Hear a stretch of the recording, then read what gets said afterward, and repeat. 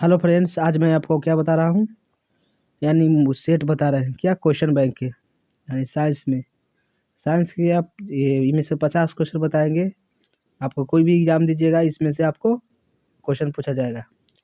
चलिए, पहला क्वेश्चन है सल्फर परमाणु की बाहर की कक्षा में इलेक्ट्रॉन की संख्या कितना होता है। यानी कहने का मतलब सल्फर के परमाणु, यानी सल्फर मान के लीजिए ऐसे है, इसमें एस है, क्या है, एस है, यानी सल्फर। एस के सूचित किया जाता है सल्फर से। इसको बाहर से इलेक्ट्रॉन कितना होगा, इसको बाहर से इलेक्ट्रॉन कितना होगा, तो कितना होगा 6। कितना होगा 6। आगे बढ़िए, अगला क्वेश्चन है ग्लूकोज के एक अणु में ऑक्सीजन की कितने परमाणु संख्या होता है। तो ग्लूकोज में कितना होता है C6, सॉरी ये नहीं होता है, H12, उसके बाद O6, उसके बाद C11, ऐसी होता है। तो यह कहेगा ग्लूकोज में अणु की ऑक्सीजन कर्ण संख्या कितना, ऑक्सीजन कितना होता है O, तो वो कितना होता है 6। तो ये आपको 6 आंसर लगा देना है 6। चलिए अगला क्वेश्चन है, अगला है नई कार्तीय चिन्ह परिपथ के अनुसार दर्पण के सामने रखे गए बीम की दूरी ली जाती है। तो ये ली जाती है किससे, तो ये ले जाते हैं ऋणात्मक से, यानी बी आपको आंसर सही हो जाएगा इस पे। चलिए अगला क्वेश्चन है पित्त कहाँ रहता है, पित्त कहाँ स्रावित रहता है। तो ये आपको रहता है यकृत यानी लीवर में। कहाँ, लीवर। यकृत मतलब क्या होता है इंग्लिश में, लीवर। चलिए अगला क्वेश्चन है निम्नलिखित में कौन मलेरिया परजीवी है। मलेरिया परजीवी इनमें से कौन है, तो इसमें से प्लाज्मोडियम आपको क्या है मलेरिया परजीवी है, प्लाज्मोडियम।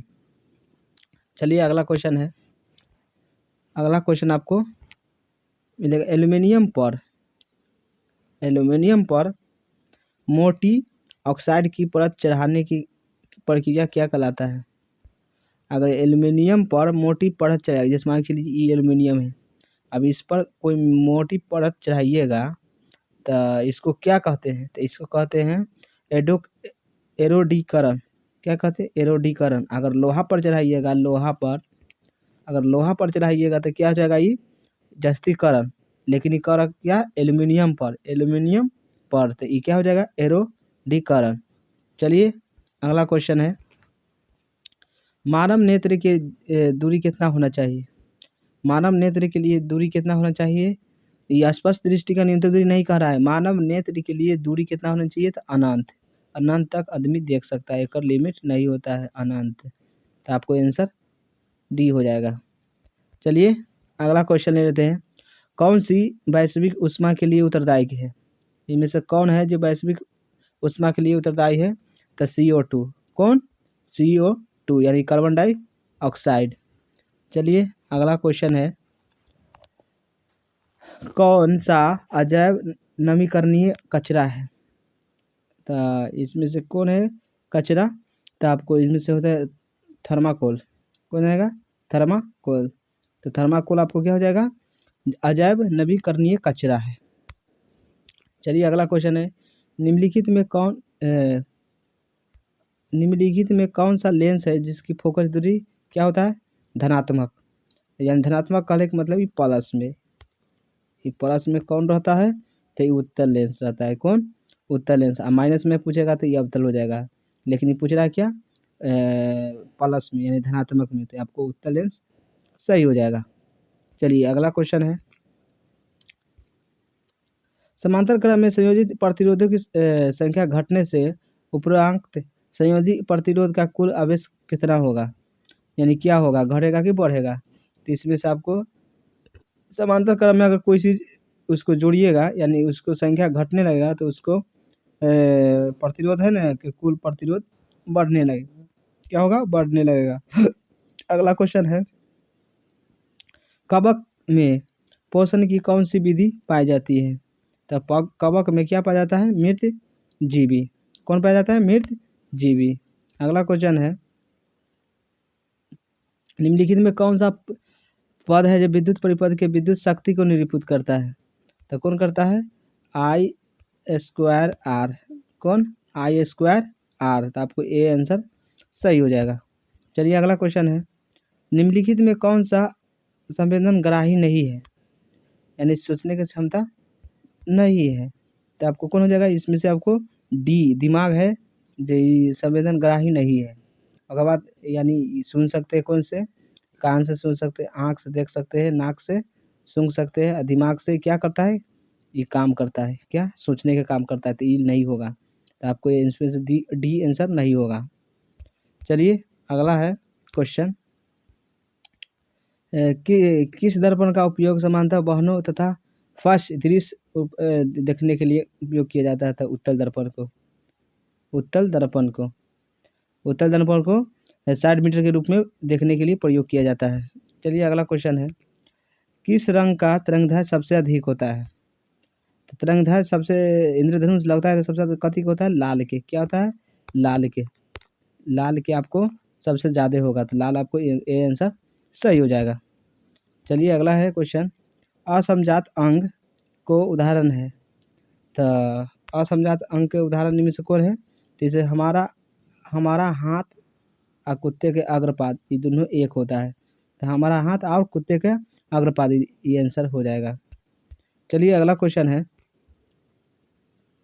निम्नलिखित में कौन उत्तम ऊर्जा का कौन सा है, यानी उत्तम ऊर्जा कौन है? तो आपको बायो गैस यानी मास चाहे गैस चाहे द्रव्यमान एक ही होता है, तो बायो द्रव्यमान क्या है?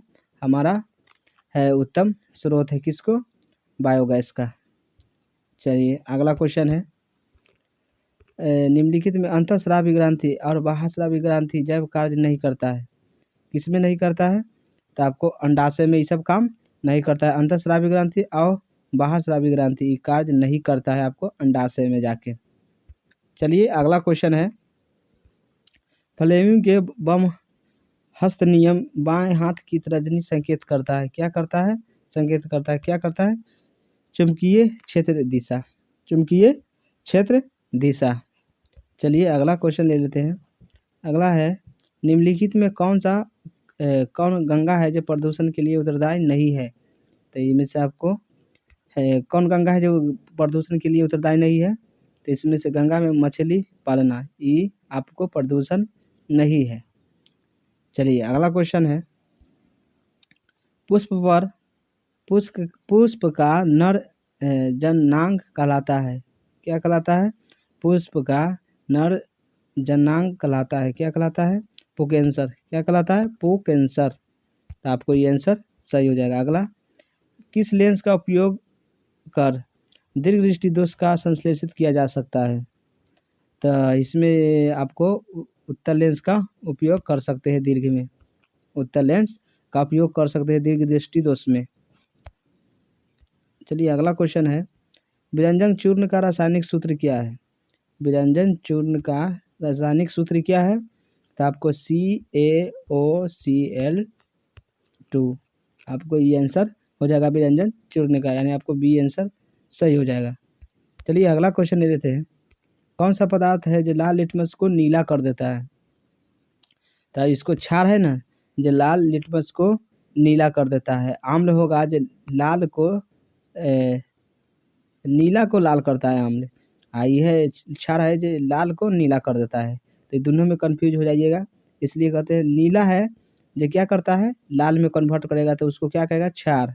अगर लाल से नीला में जाएगा उसको क्या कहेंगे? आम्ल कहेंगे। दोनों में कंफ्यूज खत्म होना चाहिए, तो इसमें आंसर क्या हो जाएगा? क्षार। अगला क्वेश्चन ले लीजिए, कौन सा अभिलक्षण है जो वंशागति नहीं होता है? इसमें से कौन सा है जो वंशागति में नहीं होता है? तो आँख का रंग वंशागति पर नहीं जाएगा। चमड़ा का रंग ये चल जाएगा। शरीर का आकार ये भी चल जाएगा। बाल गिरना ये भी चल जाएगा। तो आपको ये आंसर क्या हो जाएगा? इनमें नहीं कहा है, तो आपको आँख का रंग ये वंशागति पर नहीं जा सकता है। चलिए ये आंसर हो गया। आपको आगे बढ़ते हैं। आगे है, शुद्ध जल का pH मान कितना होता है? शुद्ध जल का pH मान कितना होता है? तो जल का pH मान कितना होगा? 7। समझ लीजिए, समझा देते हैं अपनी। जैसे पीएच मान आपको कहेगा कौन अम्लीय है, कौन भास में है, या कौन यदा मान लीजिए क्या होता है 1 से लेकर 7 के बीच में क्या होता है उदासीन, ये अम्लीय होता है। क्या होता है अम्लीय, यानी एसिड होता है। क्या एसिड। अगला बाद ये एजा से नेगेटिव जाइएगा तो क्या हो जाएगा क्षारीय। क्या हो जाएगा क्षारीय। तो आप 7 से लेकर 14 तक जाइएगा तो क्या हो जाएगा क्षारीय। तो ये क्षारीय हो जाएगा। बीच में बचेगा तो क्या उदासीन। क्या हो जाएगा उदासीन। तब पूछेगा शुद्ध जल का पीएच मान 7 है तो ये कैसा है, तो ये आप क्या समझा सकते हैं उदासीन है। पीएच मान कितना हुआ 7, तो क्या हो जाएगा उदासीन। और 7 से बढ़ेगा तो क्या हो जाएगा क्षारीय। 7 से कम होगा तो क्या हो जाएगा अम्लीय। चलिए अगला क्वेश्चन समझा देते हैं। कौन सा कार्बन यौगिक सबसे अधिक अभिक्रियाशील है।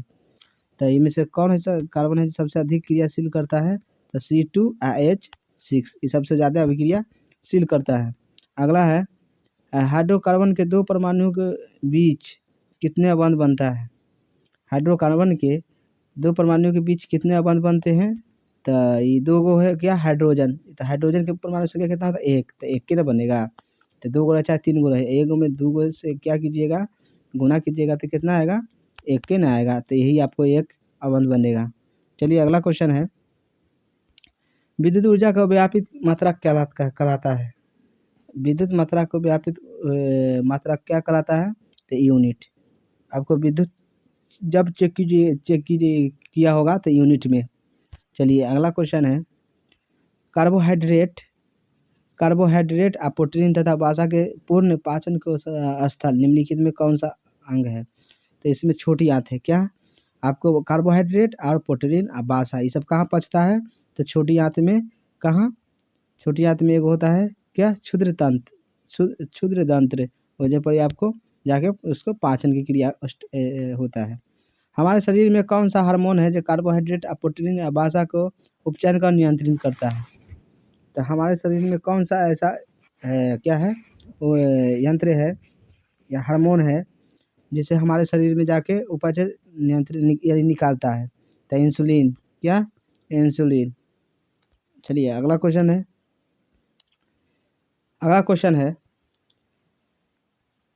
निम्नलिखित में किसी विद्युत धारावाही चालक तार द्वारा उत्पन्न चुंबकीय क्षेत्र की दिशा निर्धारित करने के लिए निम्नलिखित में कौन सा है। तो यह है क्या आपको ये दक्षिण हस्त नियम अंगूठा ईसा भी सही है। फ्लेमिंग के बम हस्त नियम ये भी सही है। फ्लेमिंग के दक्षिण हस्त नियम ये भी सही है।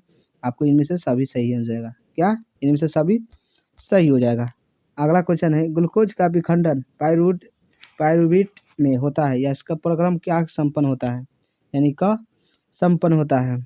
तो आपको इसमें से आंसर बताना है इसमें से कौन संपन्न होता है। तो इसमें से आपको क्या हो जाएगा संपन्न, इसमें कोशिका द्रव्य में से संपन्न हो जाएगा। कोशिका द्रव्य में क्या रहता है पायरुवेट विखंडन ग्लूकोज का।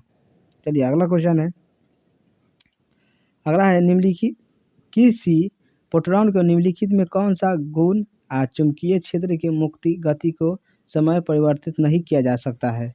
तो संवेग में आपको क्या करता है धुरी को समय का युक्ति नहीं करता है, यानी समाप्ति नहीं करता है। उसके बाद सबको करता है चालू ही करता है। एक परारूपी और सेल कितनी विद्युत विभवांतर का विकसित कर सकता है। तो ये आपको कर सकता है 0 से 1, 0.5 से कितना 1.0 वोल्ट ये आपको प्रदर्शित कर सकता है, यानी विकसित कर सकता है। और गाड़ी नहीं करेगा। अगला है क्वेश्चन कर्नाटक में जल संग्रह स्थान को क्या कहता है। तो इस सुरगम कहते हैं। क्या कहते हैं सुरगम। कर्नाटक में जल को रखेगा उसी को क्या कहेंगे सुरगम। अगला क्वेश्चन है एक कूलम विद्युत आवेश कितने इलेक्ट्रॉन समय तुल्य होता है, यानी 1 इलेक्ट्रॉन बराबर कितना होता है। तो ये कितना होता है 1.6 गुने 10 के पावर -19। आपको ये आंसर हो जाएगा। तो मिलाइए कुल में है डी में, तो डी आपको आंसर सही हो जाएगा। चलिए अगला क्वेश्चन है निम्नलिखित में कौन सा असंतृप्त हाइड्रोकार्बन है। तो कौन है एथीन। क्या है एथीन आपको क्या हो जाएगा हाइड्रोकार्बन असंतृप्त। असंतृप्त अगर कहेगा असंतृप्त तो इथेन हो जाएगा, क्या इथेन। बाकी असंतृप्त कहता है तो क्या है, इथीन। चलिए अगला क्वेश्चन है, एल्कोहल एल्कोहल में उजली पत्ती पर आयोडीन विलयन की कुछ बूंद डालने पर पत्ती का रंग कैसा हो जाएगा। तो आपको इसमें से आंसर कैसा हो जाएगा, इसमें से आंसर नीला हो जाएगा। कैसा, नीला। आपको इसमें से एल्कोहल में जब उजली पत्ती पर आयोडीन अगर डाला जाएगा तो उसमें एक कुछ बूंद है जो डालने पर पत्ती का रंग कैसा हो जाएगा, नीला। चलिए अगला क्वेश्चन है, कच्ची क्वेश्चन कहता है, यदि किसी समबाहु त्रिभुज प्रिज्म से निर्गत कोण और विचलन कोण क्रमशः 40 डिग्री और 30 डिग्री का अपतन कोण कितना कहलाता है, 50 डिग्री। कितना, 50 डिग्री, सॉरी 60 डिग्री। कितना, 60 डिग्री। तो इसमें से आपको 60 डिग्री आंसर हो जाएगा। एक क्वेश्चन है, एक उत्तल लेंस की क्षमता 1 डायोप्टर है तो उसको फोकस दूरी कितना हो जाएगा। तो इसमें से आपको आंसर जानते हैं, एफ बराबर कितना होता है, कितना होता है, डी बराबर 100। कितना होता है, डी बराबर 100। तो डी के मान कितना है, 1/100। तो इसमें से आपको कितना कौन लेंस है, उत्तल, यानी प्लस में। तो प्लस में आपको आंसर ई सही हो जाएगा, 100, 1/100। चलिए अगला क्वेश्चन है, निम्नलिखित में कौन सा वायरस संक्रमित रोग है। तो इसमें से HIV वायरस क्या है, यानी एड्स, HIV वायरस किसके से होता है, एड्स से। एड्स ये सब क्या है, संक्रमित है वायरस।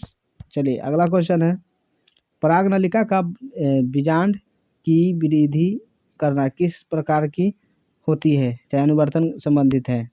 तो इसमें से रासायनिक अनुवर्तन है, क्या है, रासायनिक अनुवर्तन। चलिए अगला क्वेश्चन है, एड्रेनलिन हार्मोन स्रावित होता है, ये कहाँ से स्रावित होता है, तो याद आपको स्रावित होता है अधिवृक्क ग्रंथि से। कहाँ से होता है, अधिवृक्क ग्रंथि से एड्रेनलिन हार्मोन स्रावित होता है। अगला, एसिटिक अम्ल तनु विलयन के बारे में कौन सा अवलोकन सत्य है। तो एसिटिक अम्ल आपको सिरका में पाया जाता है, तो सिरका के सब गंध होता है, सही बात है। तो एसिटिक अम्ल कहाँ पाया जाता है, सिरका में। तो आपको आंसर सही हो जाएगा। चलिए अगला क्वेश्चन है, जब लिटमस विलयन को न तो अम्लीय है न क्षारीय है तो ये विलयन का रंग कैसा हो जाएगा। तो ये हो जाएगा क्या, बैगनी। ना अम्लीय रहेगा न क्षारीय, तो क्या हो जाएगा, बैगनी। चलिए अगला क्वेश्चन है, श्वसन की अंतिम उत्पादन क्या होता है, यानी सांस लेने के अंतिम उत्पादन क्या होता है। तो CO2 लेते हैं और क्या छोड़ते हैं, H2। CO2 पहले क्या करते हैं, लेते हैं CO2 और H2 में क्या कन्वर्ट करके पी देते हैं।